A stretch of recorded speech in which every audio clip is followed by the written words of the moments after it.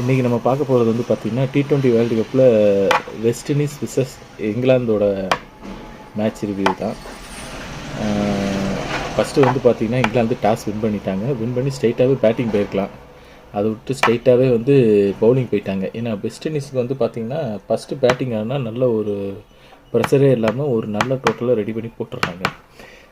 அது தெரியாமல் இவங்களாட்டில் வந்து பார்த்திங்கன்னா சேசிங்னு சொல்லிட்டாங்க. வெஸ்ட் இண்டீஸ் ஃபஸ்ட்டு பேட்டிங் ஆட வந்தாங்க.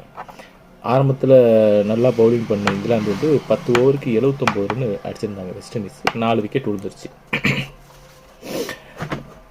விழுந்துருச்சு. கிங்கு, ஹோப்பு, ஹெட்மயரு எல்லாருமே அவுட்டு. ஹெட்மயர்லாம் ஒரு நல்ல ரன் தான். இவர் 23 ரன்னு ஒரு 12 பாலில் அடித்து கொடுத்தாரு.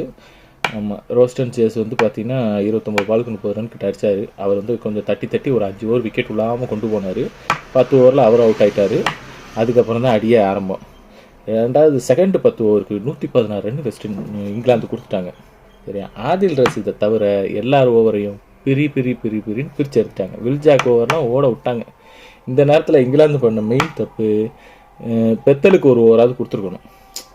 அடி விழுதுங்க. ஏன்னா பெத்தல் வந்து பார்த்திங்கன்னா ஸ்ரீலங்கா டூரில் கூட நல்லா போட்டு ஒரு மேட்சே வின் பண்ணி கொடுத்தாரு. ஸோ அப்படி பார்க்கும்போது வந்து பெத்தலுக்கு ஒரு ஓவரை கொடுத்து மூவ் பண்ணியிருக்கணும் நைஸாக. ருத்தர் போர்ட்ஸை எப்படியாவது அவுட் ஆக ட்ரை பண்ணியிருக்கணும். ஆனால் ருத்தர் போர்ட்ஸ் வந்து சரியான அடி, 76 ரன்னு, 7 6 விட்டு பிரிச்சிட்டாரு. லெஃப்ட்டு ரைட்டுன்னு போட்டு காட்டிட்டாரு. ஆமாம், அதுபோக வந்து ஹோல்டரு கடைசி நேரத்தில் ரொமாரியோ ஷெஃபர்ட் வருவார்னு பார்த்தா ஹோல்டர் வந்து இறங்கியிருக்காரு. ஹோல்டர் வந்து அடி பிரித்து எடுத்து ஒரு கேமியோ ஆடி 33 ரன் அடிச்சு கொடுத்து போயிட்டார்.